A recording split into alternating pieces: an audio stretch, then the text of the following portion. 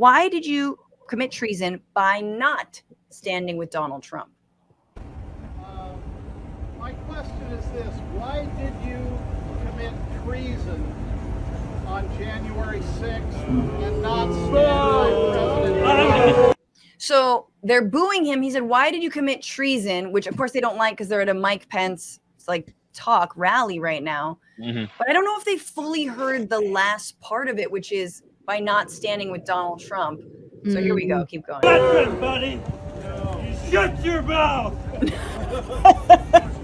Sucks. I'm just. It's a fair question. Look, come on, people. That's why I came. I'm just giving you the question. No, I got you. I'll answer your question.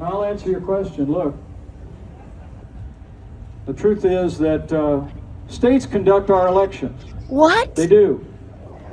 And once Iowa certifies the elections when there are questions, you can go to court. Our campaign in 2020 had more than 60 lawsuits in courts around the country. There were also states that conducted recounts under the law. But when all that was done, if you read Article 2 of the Constitution, which I recommend to you very respectfully. Boo! Article 2 says once the states send their electoral votes to the Congress of the United States, the Vice President, as President of the Senate, will preside over a joint session of Congress. And what it says is at that joint session, the electoral votes shall be opened and shall be counted. It doesn't say may. It doesn't say you can send them back to the states. It doesn't say you can reject votes. Even though my former running mate and many of his outside lawyers told me that authority was there, I knew there never was. I mean, look, there's almost no idea more un-American than the notion that any one person could pick the American president. I mean, the American... Okay, there was some applause after that, but boo, more like Article Poo, not Article 2. Nice. Yeah, thanks. So there he was, and he's, again, regurgitating his line, but basically, the correct line, as if, David, you could talk a little bit about this, and I wanted, though, your thoughts on the indictment, but as if Pence wasn't also kind of seeing if he could ignore Article Poo and just, try and, send electors back to the states. Yeah, so that was at the Des Moines Register soapbox. That was a questioner who I heard, I couldn't find him afterwards. Somebody said he was kind of put up to it, or Democrats were planning him. But Pence is off book on that question. Pence has answered that question a billion times. I've seen him in Iowa get version of the question ruder, more polite. He actually, there was a moment, I don't know, 5 minutes later, where a Kerry Lake staffer who was at the thing asked how he felt about Tucker Carlson ending his career. He's a pain sponge. He's very used to getting trolled. Yes. But he, you asked about the indictment. I kind of was so two things happened during the fair. The Hunter Biden special counsel announcement happened. Which were they happy or mad or didn't know how to feel and had to wait? Well, that was what was interesting. That in real time, so it happened when Francis Suarez, who's the mayor of Miami and lower tier candidate, not sure if he'll make the debate. He gets the question. It had just happened. He's like, "Oh, I think a lot of Republicans are going to be happy about this," and it was very clear in 10 minutes that they were not happy about this. So every other Republican who got that question was on script and saying, "Well, it's all a sham. It's all something they're trying to do to distract from it." The Georgia indictment, they said the same thing. They said, "Oh, it's weaponization of the political process." The exceptions being Asa Hutchinson. Also, you're finding this pattern: guys who were expressing opinions that maybe some non-Republicans agree with, are doing really badly. He was saying, "Yeah, I've been literally saying that Trump should not run for a long time. That he should not run if this happens." But it just kind of it processed and very smoothly. Just went into the system. It came out. Nothing changed. The Republican reaction was, "You remain very angry about the Hunter Biden situation." Yep. Remain very angry about Sort of entered the orbit and exited like a. Yeah. So they processed without. The only surprise were a couple of the guys going on record to talk about it, but they also were really tired of talking about Trump. I mean, whatever you think of these candidates who are running, nothing they're saying that's not about Trump is making any news. They can do a 20-minute interview and they'll get asked about one Trump scandal. That's what makes the headline here. If you look at TV in Iowa, TV news, that's what's on the news. When they respond to Trump, kind of you could say it's their fault because they're just letting him get away with it. but I went through. I can be a little bit too cynical sometimes because you're in the news, you're swimming through this. It's something that maybe people just heard about sounds old to you, but they made the choice to say, yeah, this stuff that happened. I noticed by so like the Hunter Biden news was Friday, and I was with DeSantis at a rally in a town north of the fair where he brought it up at like 15 minutes into the speech. He brought it up and he said, yeah, it's a sham. And then he goes to the state fair the next day, never mentions it. No one at these, I should be clear, the Governor Reynolds had these 30-minute interviews, and then if they wanted to, could go to the Des Moines Register for 20-minute speeches. No one was mentioning the Hunter Biden thing and any of that stuff. They just kind of moved on immediately. They did, and they didn't mention Trump unless they were asked about it. But yeah, it didn't change anything. I mean, these big developments. I mean, I remember I'd spend some time at the fair and then see what was on TV, and it was breaking, historic. We've never seen this before, unprecedented coverage of the Trump stuff at the fair. I was like, oh, that's still happening. Yeah. Let me deep fry this. They just let it wash over. It wasn't changing minds. Yeah. But I think and Lola, please jump in with thoughts, because I mean, as someone who's covered cults, I'm sure you've covered also versions of the MAGA cult, and maybe you want to talk about. We could talk about this, but it seems like no one is running to the right of Trump. Right? Like if you said, oh, I don't like Greg Abbott's, razor wire buoys, why don't we put migrants in the river and tie them? Like, you know what I'm saying? No one's like saying psycho stuff, which is how Trump got coverage in the first place, to say, obviously he's also Donald Trump. But the one person who was there running as an ostensible Democrat somehow, who has been saying something a little bit different and kind of running on it, is RFK Jr. Talking about the vaccine. Chinese and Jews are immune, so I'm half immune, even though I got COVID. And he's a Kennedy. So he's got this, like, he's attracting kind of, I mean, he's definitely pulling more headlines. Did you see any RFK people or talk to them about his candidacy?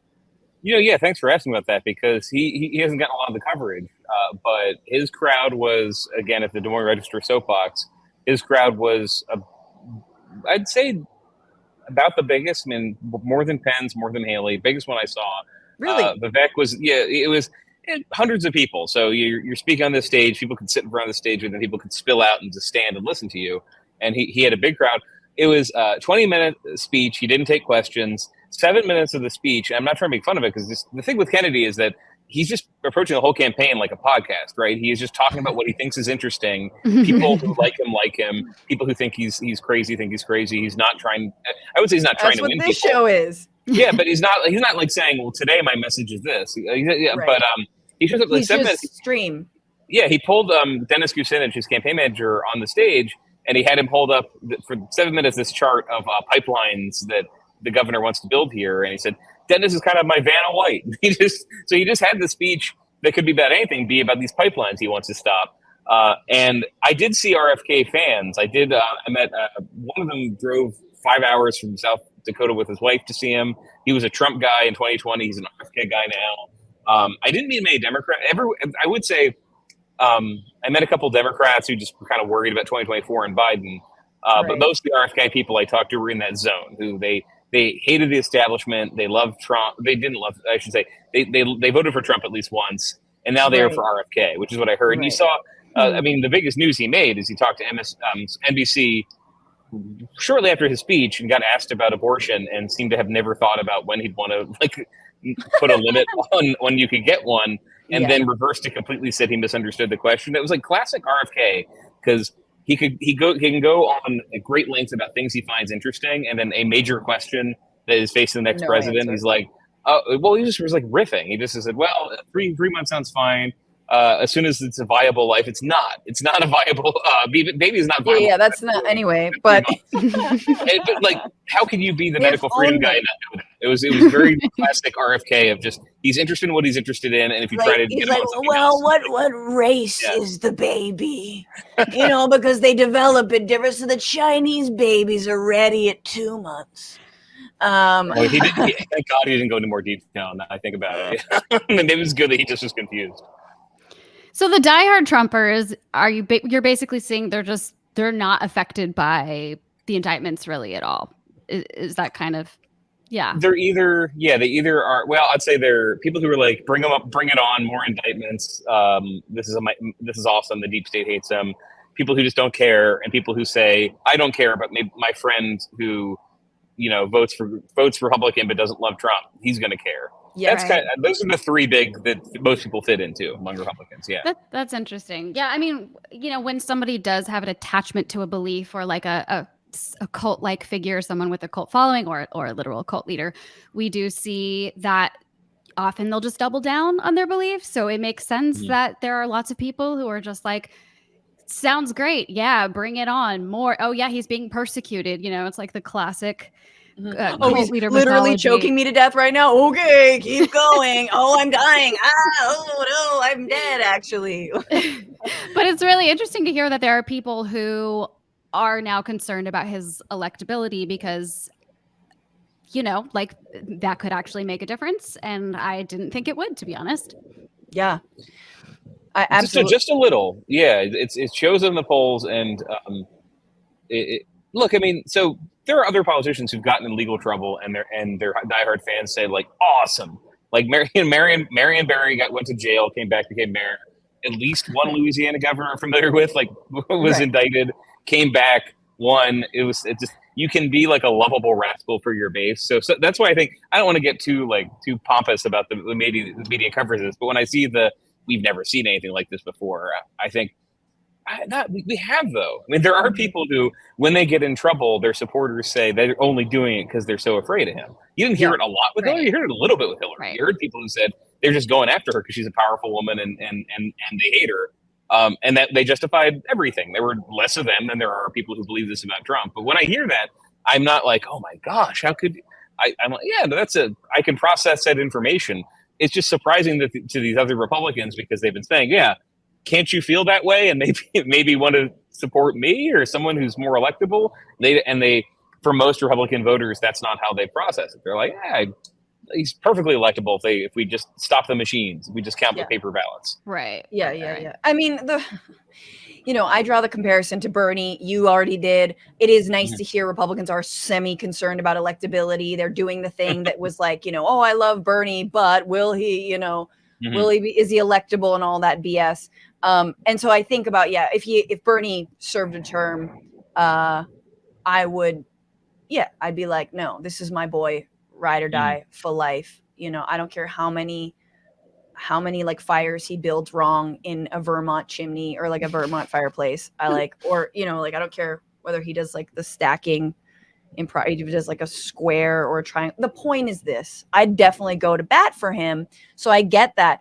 The problem is on the left, our boys are never going to win because fascism also just has capitalism in cahoots with them. They just always work together. Whereas the socialists, we don't got the capitalists on our side. But anyway, that's where things get a little different. Any final thoughts or thoughts on that, Dave? Well, I was just thinking, if Bernie had given a speech during the state fair, then we would have cut away to the empty corn dog booth waiting for Trump. But I was thinking that you mentioned the Biden reaction to Maui, and I thought the same thing. When Biden, who is president, makes remarks about something, they often don't make as much news as Trump getting in trouble about something. And this Maui controversy, so he said no comment when Bloomberg asked about the rising death toll. Bloomberg, yeah.